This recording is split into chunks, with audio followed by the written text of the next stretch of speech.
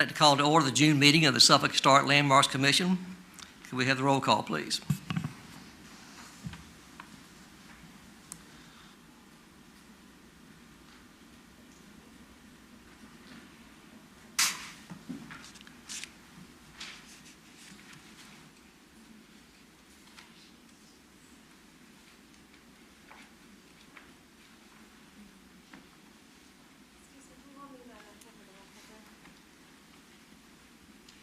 Good morning. I apologize for the delay. I will do the roll call this morning.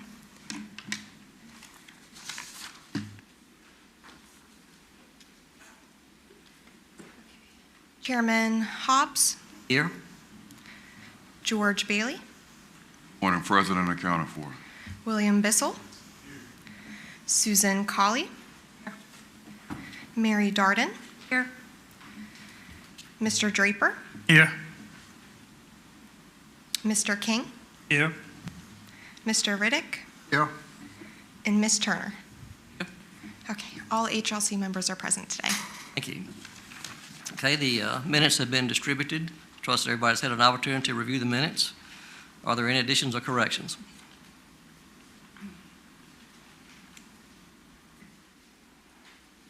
Have a motion to approve. So move. Second. Have a motion and a second. All in favor, please say aye. Aye. Opposed, no. Okay, motion, the minutes are approved.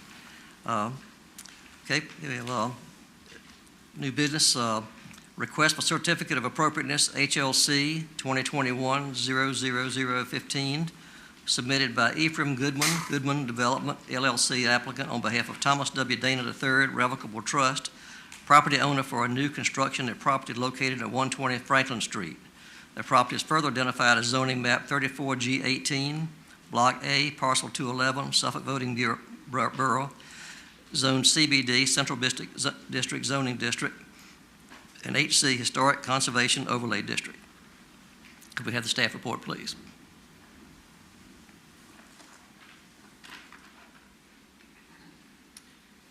Good morning, Mr. Chairman and members of the Historic Landmarks Commission. My name is Alexis Baker, and I'm going to present this item today. The applicant is requesting a certificate of appropriateness to construct a new residential dwelling at 120 Franklin Street. The property is part of the original Suffolk Historic District. The structures in this vicinity were built in the late 19th and early 20th centuries. The subject property is located in the Central Business Zoning District. The subject property is currently vacant, with vacant lots on both sides of this property.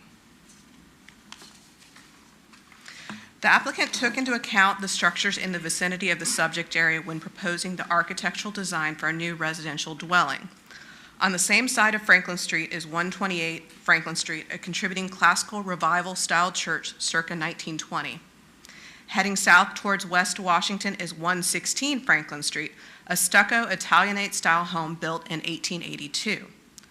114 Franklin Street is a vernacular wood frame home circa 1890, and 112 Franklin Street is a Queen Anne wood frame circa 1890. Across from the subject property are public parking lots and 137 Bank Street. 137 Bank Street is a Second Empire dwelling circa 1880.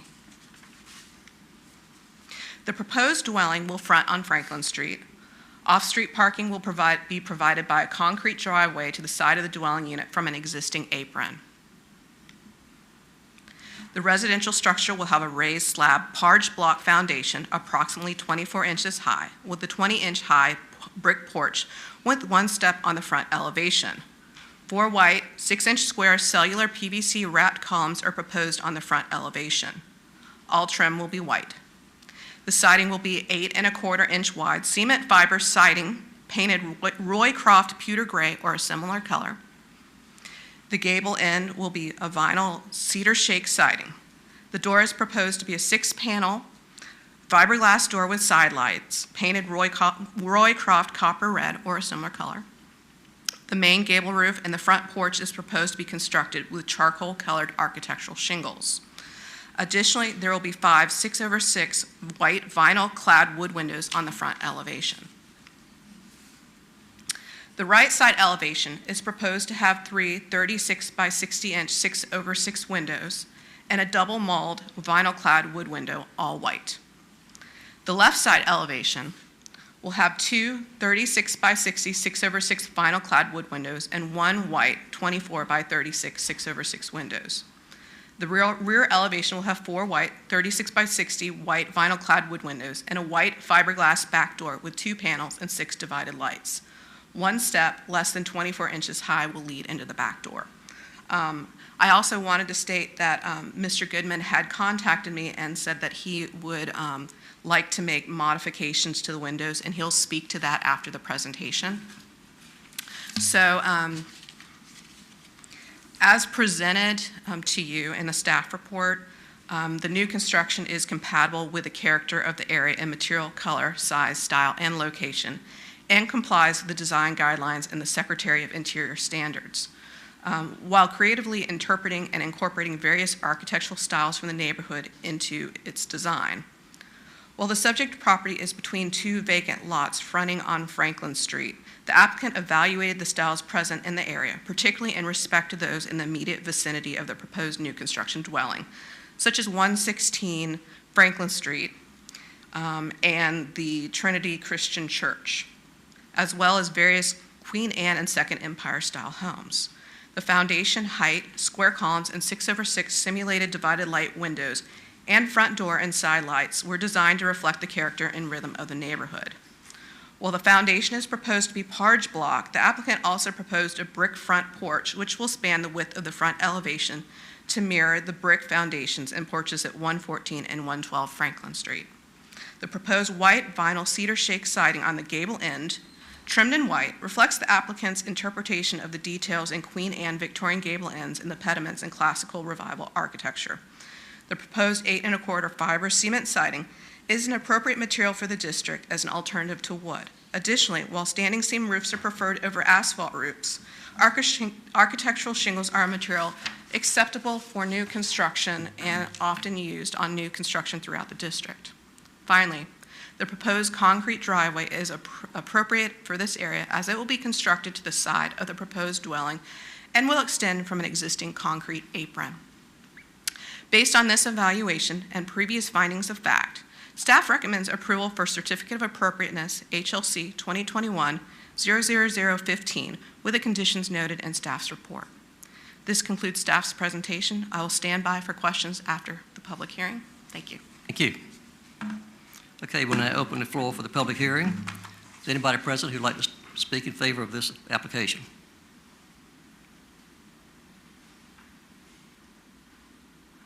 And if somebody was going to address it, you raising your hand?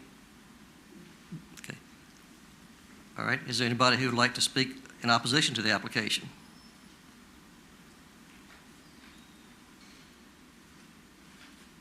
Okay, we'll close the public hearing on this item. Okay, there's a request, I understand, to change something about that was going to be discussed later on.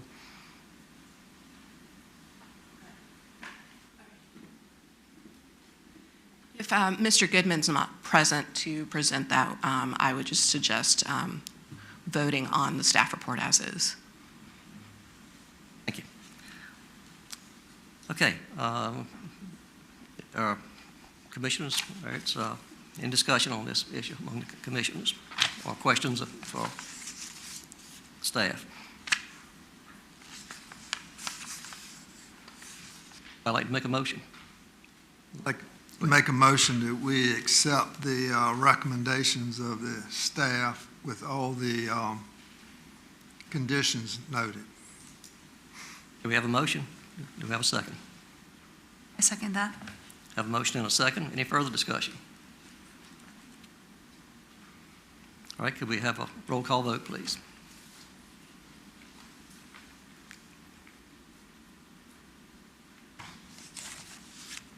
Bailey? Yes. Bissell? Colley? Yes. Darden? Yes.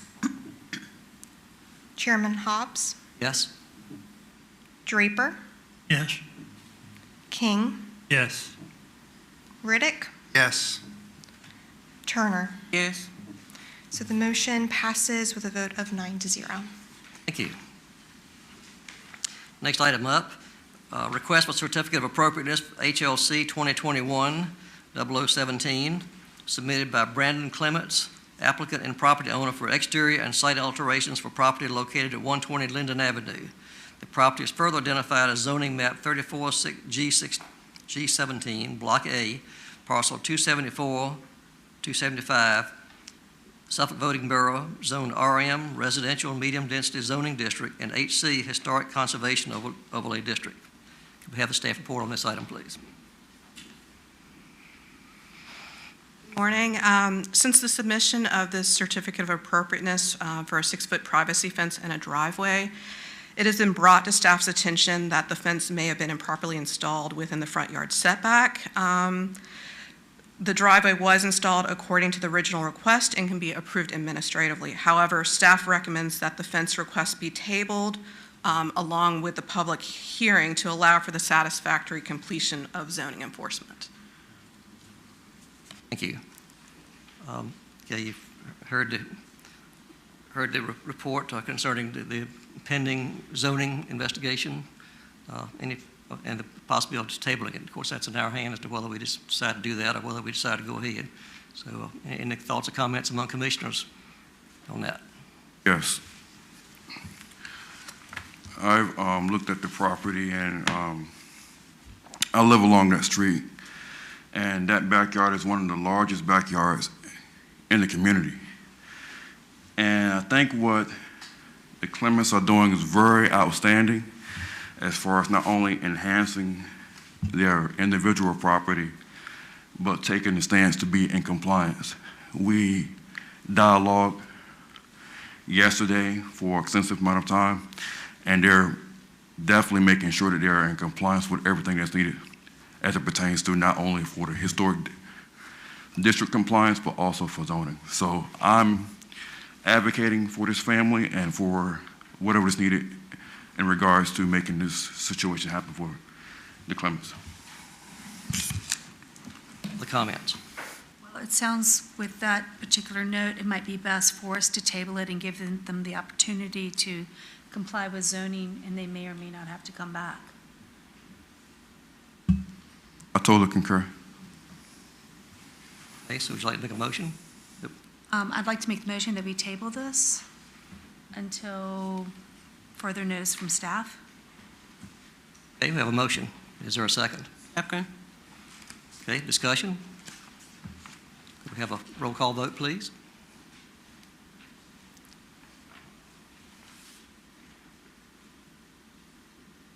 Bailey, Yes. Bissell, Yes. Colley, Yes. Darden, Yes. Draper, Yes. Chairman Hobbs, Yes. King, Yes. Riddick, Yes. Turner. Yes. So this item has been tabled with a vote of 9-0. Thank you. Okay, that's all the new business. Old business, we have a request for certificate of appropriateness, HLC 2021-0010, submitted by Charles D. Parr, applicant, on behalf of James E. McCrary, Suffolk Christian Church, property owner, for exterior material alterations to the property located at 216 North Main Street. The property is further identified as zoning map 34G18, Block A, parcel 77, Suffolk Voting Borough, Zone CBD, Central Business District, and HC Historic Conservation Overlay District. All right, this application came up at the April meeting. We discussed it, and at that time we tabled the discussion, tabled the topic until the May meeting, more information was brought to us. At the May meeting, we discussed it further. There were 2 votes that both ended in ties, and so we tabled the discussion until we got to today. So we're ready to pick up the discussion, and I'd like to open it up to the council to discuss, ask further questions of the applicant or the staff, or discuss for a vote, or whatever you'd like to do. So it's in your hands at this point, council, commission.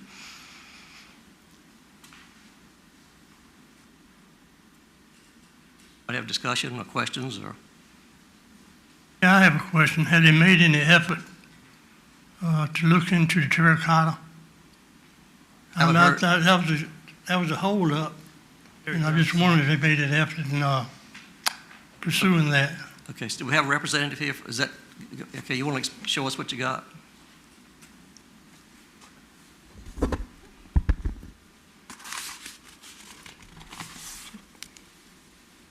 Do you guys want me to like hand it out to you guys to look at, or do you all want me to just show it to you? How do you guys want? Okay. Yeah, pass it around. Yeah, pass it around if you will. This is the first one. And I'll give you the other one. Gotta baby these things. And then this is the original. Thank you.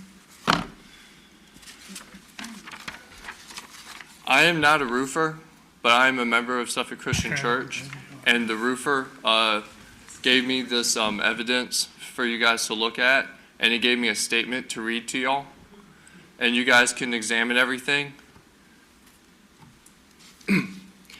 So the company Ludowici was contacted, and we were directed to contact Styro Systems and Claddings Incorporated, who are the representatives in Virginia for Ludowici Tile. Styro put me in contact with their employee, Natalie Naslin, because of her experience working directly with Ludowici. Ms. Naslin requested that we send photos of the roof for her to examine. After her examination, she contacted me with her findings.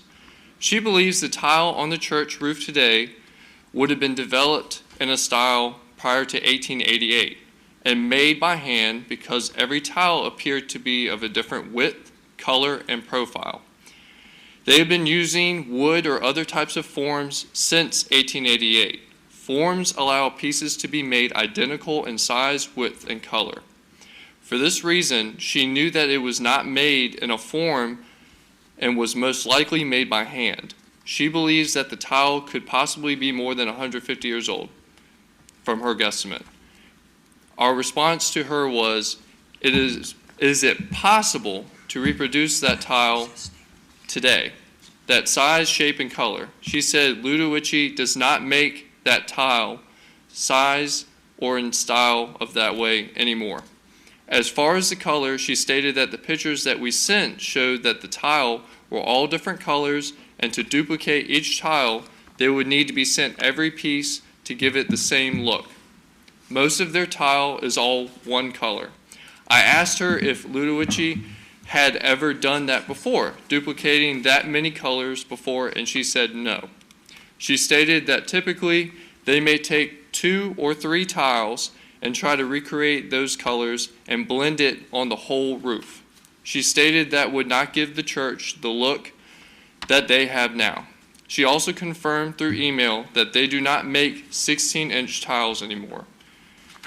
And our church's 16-inch tiles, they only offer the 14 and 18-inch.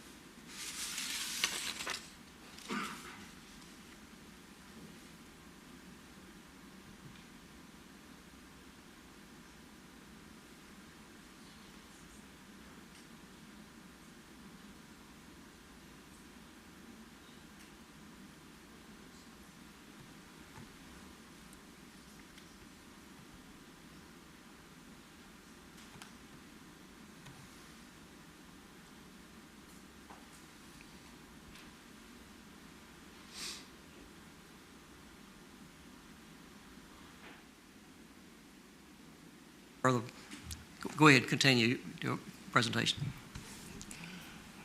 I mean, that's what the roofer had for me, but, I mean, questions from y'all? Well, it appears to me that you have two very good options here that will emulate what is already there. I'm impressed that the tiles have lasted, 150, 180 No, years? no, That was, she thought? her understanding is that style, because those terracotta tiles haven't been like on a building for 150 years, but her understanding is that style that we have on ours is a hand style, but I guess she got confused thinking that it was on a church for 150 years. But Okay. our argument is that if you want us to do that, it will be completely different in coloring and in style, because it won't be the same size and it won't be the same matching color that we already have on the church. But neither will a copper roof. This will Well- at least emulate the same style as opposed to a copper roof, which is a completely different appearance. The copper roof was an option, but we were also looking at the option of slate, which was accurate to the church at the turn of the Yeah, that 19th. looks completely different from the barrel-style tile.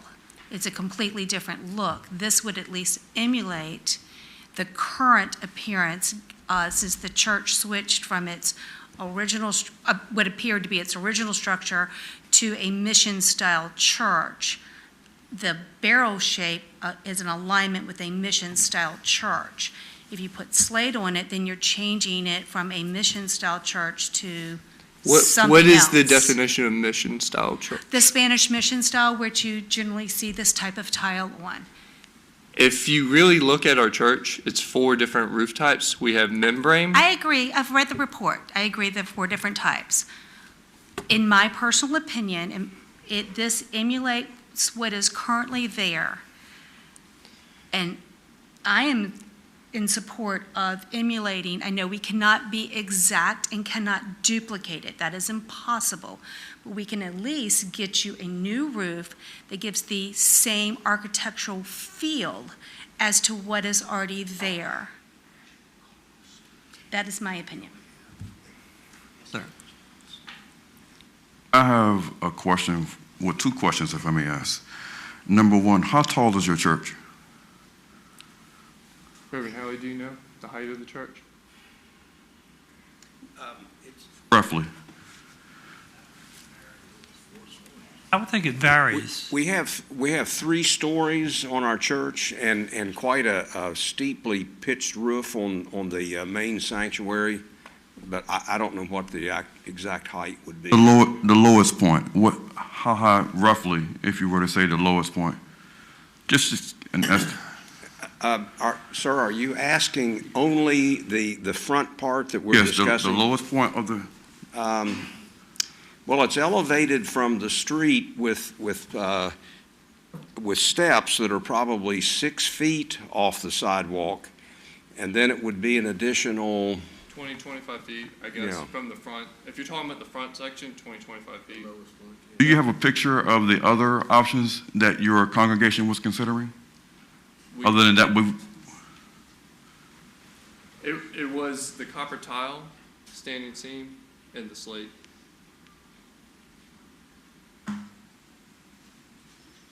So this is the first option for the flat portion. They were looking on doing that copper standing seam metal roof, so the image at the top. Below is the copper metal shingles with that slate tile textured finish. And then this was going to be what they were proposing as a third option, which is the synthetic slate tile. thank you.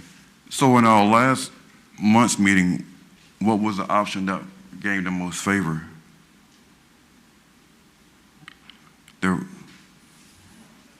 Okay.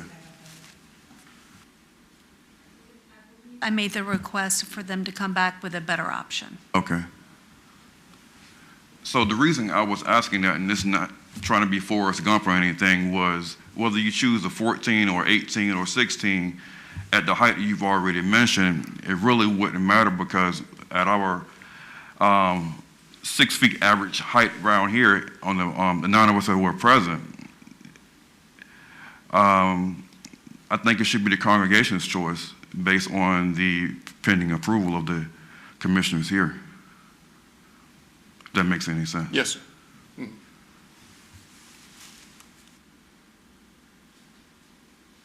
Further questions or discussion? If I understand you correctly, the samples you gave us, that's going to be the color. If it's the terracotta tile, that would be the color that would go back on there. Is that correct? Basically, that's the color? The samples they sent us was to match that one sample we showed them of that exact terracotta.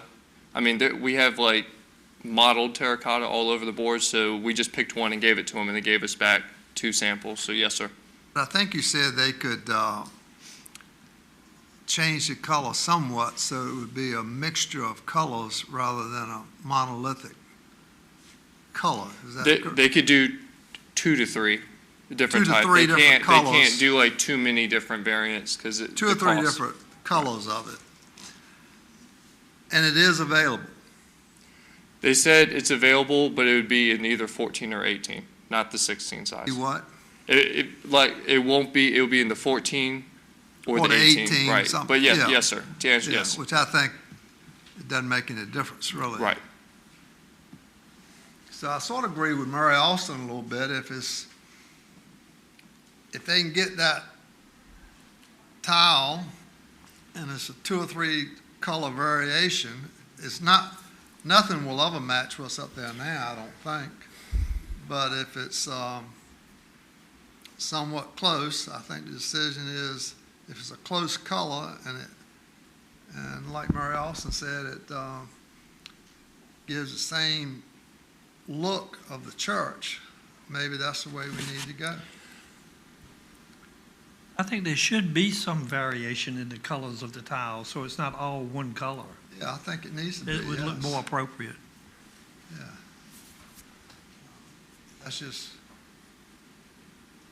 Bill, Bill, you're an architect, what do you? Well, yeah, I was just listening. I'm trying to learn to do that. I agree that having a mixture of 3 colors and just vary the field as it's installed would look much better than just a single color. And I also just throw in because when you replace something that's 70 years old, it usually looks different than from what was there, even if it's just shinier than the old one. So I don't think it would be a real shock if somebody said we replaced a 70-year-old roof and it has, it looks a little different. I don't have a problem with that. And I also know, like, from the photographs that you've got a couple, couple towers on the church that also have terracotta roofs, which someday will need to be replaced. So I think if we can do this on the steep slope roof with the terracotta, it'll look okay. And I think at least it has a precedent for when the other roofs are going to need to be replaced. They could continue to be terracotta too. So in the flat roof with the standing seam, I appreciate that. Flat roofs aren't much fun to try to waterproof, but if you can make sure that that flat roof has a place to drain downhill, some kind of scuppers where you're discharging the water instead of having it try to hop over the terracotta, then I would agree with the terracotta. And between the 14 and the 18, that's probably an economy thing. I don't know if you can change the shelvage, the overlap on the tiles, but it may be possible to use 18 and overlap them a little more so it looks like a 16. I'm not a terracotta man, so I can't speak to that, but either size would be agreeable to me. And it may be cheaper to use the 18 because you got less material, less tiles to lay, but that's beyond my pay grade. I don't know what the particulars of the installation are, but I would agree with Mary Austin.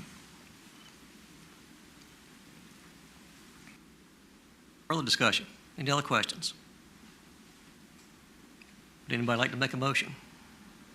First, the staff is, saying we should deny this. Beg pardon? And the staff is, we should deny this. Right, yeah, right, the staff And- recommendation and is we've that, had right much discussion, and I'm feeling that we're going to vote for denial too. But I think it would be fair to advise them that they do have an appeal process. okay, so I gather what you're saying is that the question and options, I guess, could be, one is that we vote to accept the staff's recommendation that the roof that's requested in the application, which was the metal, whatever roof, the first motion would be that we deny that. Another option would be that we vote to approve the recommendation with the conditions of the terracotta as we've described here, and with whatever roof it takes to build a flat surface to ensure waterproof there. Does that make sense? I think one, if we accept the staff's recommendation, then they have to go back to square one. If we can approve it with conditions that we've described that would agreeable to us, then that tells them what they can do. And somebody tell me if I'm reading this wrong. I got a question for Mr. Paul. Yes, sir. If we would vote that you would have to put the terracotta tiles back to replace it, that's acceptable to the church? We're going to have to appeal it because that is financially not feasible for us, because it's now getting higher and higher every month because of the water damage to the vestibule. Okay. Copper's not cheap either, and it's going up too. So. Well, I make a motion that we accept the staff recommendation to deny the requests. I second it. Okay, we have a motion and a second. Is there further discussion? We have a roll call vote, please.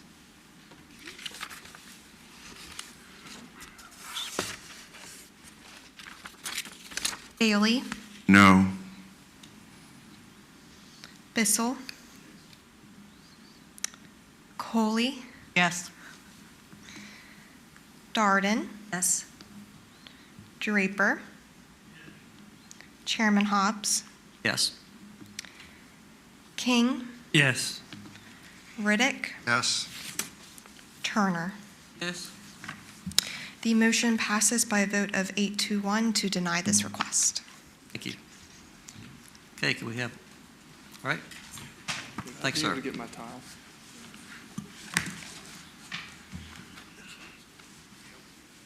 See you.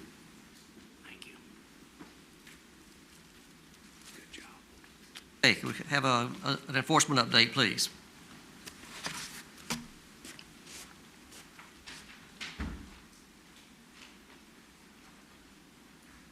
Good morning, Commission. Susan Dillard, Property Maintenance Official, to bring you the code enforcement update for property maintenance. 342 North Main Street, we had the owner in court this month, and he received a $400 fine. We have to wait 6 months, and we'll probably be taking him back to court within 6 months period. 219 Clay Street, that property was sold on May the 7th this year. Dominion Property Ventures purchased the property. We issued notices of violations to that new owner, and we're still waiting for certified receipts to come back. The property's going to be posted today since we haven't had any contact with them. Hopefully, they'll be contacting our office. They placed a dumpster out in front of the property, so it's our belief that they intend to renovate that structure.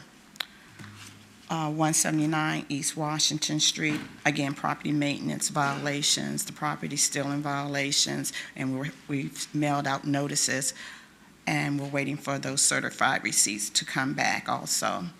130 South Saratoga Street, they have a CUP in process. 239 West Washington Street, it's window damage to the structure. The owner was given to the end of this month to repair the windows. 219 West Washington Street. Again, that property has property maintenance violations, and the sale is still pending on that property. 251, 253 West Washington Street for property maintenance. The owner was given an extension to the end of this month to comply with the violations. I can answer any questions you may have. I actually do have a question about 239 West Washington Street and their windows damaged. I know that there's a lot of delay on getting materials, including my own house. Do we know that the windows are in order? Can they indicate that they're going forth with something? The inspector has been in contact with the owner, and he intends to replace the window. It's just a broken window, so it's just a pane that needs to be replaced. Got it. And he just asked for more time. We're trying to work with these property owners because materials, it's hard to get materials now. And once we try to work with them rather than to take them to court and fine them. I mean, we just want compliance. Correct, correct. Okay, thank you for answering my question. You're very welcome. Thank you. Thank you. Okay, we have a zoning update, please.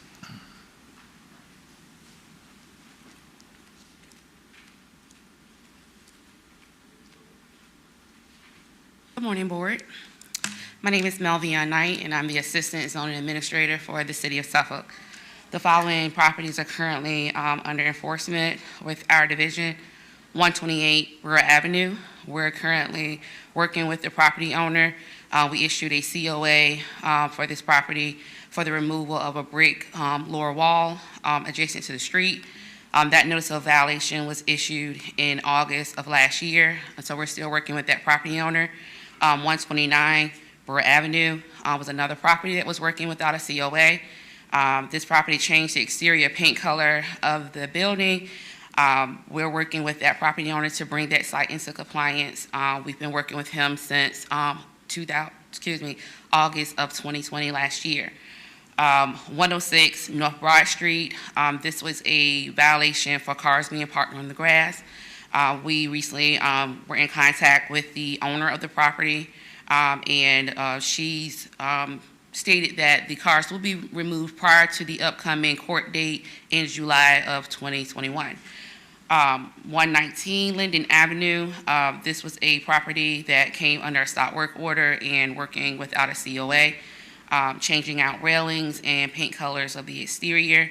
It was brought to our attention that this property was recently sold. I've spoken with the realtor about obtaining a COA for the changes in the installation of the fence.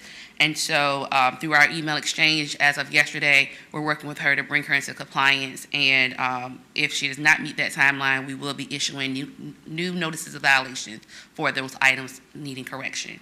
I'm available for any questions you may have. Questions? Thank you. Thank you. Any administrative approvals? There are no administrative approvals since the last meeting. Thank you. Okay. That concludes the business we have, so we'll declare the meeting adjourned. Thank you.